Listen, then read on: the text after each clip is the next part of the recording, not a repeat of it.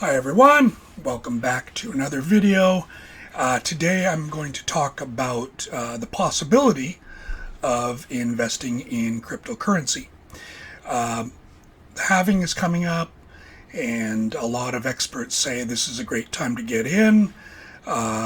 Even if you don't get in now, if you look at it, basically 99% of the world is not so interested in cryptocurrency. If you do SEO for a video, cryptocurrencies SEO is really low. Bitcoin, all those things. Not too many people are interested, but that's maybe a good thing. But I'm just a guy, I'm a serial entrepreneur. I'm somewhat successful at running my own businesses. I had a chain of English schools. I've got a couple of guest houses that I run. I do Airbnb, but I'm just a guy, maybe like you. I have invested a little bit of my money into Bitcoin and Ethereum and Litecoin. These are not recommendations, I'm just saying. My wife stopped me, actually, because I was getting into it quite a bit. I think it was good advice. She said, don't invest too much that we can lose. And yeah, basically, I would say, to me anyway, cryptocurrency is a bit like buying a lottery ticket. And I would put in money that you don't need. So if you have some extra cash, why not put a little bit into some of the cryptocurrencies? And I would recommend some of the solid ones, not some of the fly-by-night scam coins. Bitcoin is one, definitely. Ethereum. I was high on Litecoin, but I'm not so sure about it now. But anyway, Ethereum and Bitcoin, I feel probably have a good future. But again, I would only put in what you can lose. So this is not your retirement money. This is not the kids' education fund money. This is a bit of extra money that you have. And for some people, it might be $5 or $50 or $100.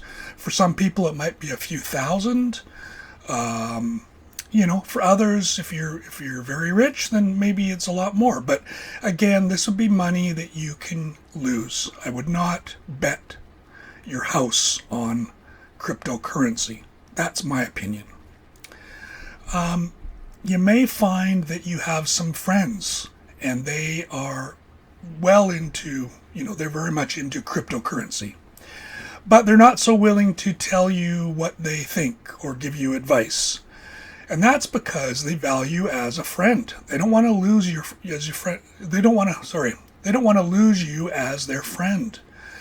And until you show them that you are very into investing in cryptocurrency, they aren't going to tell you much. So how do you do that? Well, you watch a lot of videos, you read some books, and then you go to them and you start talking about all of this stuff like a knowledgeable person. But until you do that, they don't want to risk the friendship. They're being good friends. They're not keeping secrets from you. They don't want to lose you as a friend. Money is such a quick way to lose a friendship. Believe me. Anyway, you really are kind of damned if you do and damned if you don't. During the dot-com era, I regretted not getting into investing some of the startups. But then other people got into the dot-com era and they made money and then they quickly lost all their money. So that's kind of my feeling with cryptocurrency. I think it could be the lottery ticket of our time. So I am invested in cryptocurrency of a few $1,000s, but I'm not going to invest much more simply because it's too risky. So I'm into some solid things, different mutual funds. We have real estate. I've got this Airbnb business going.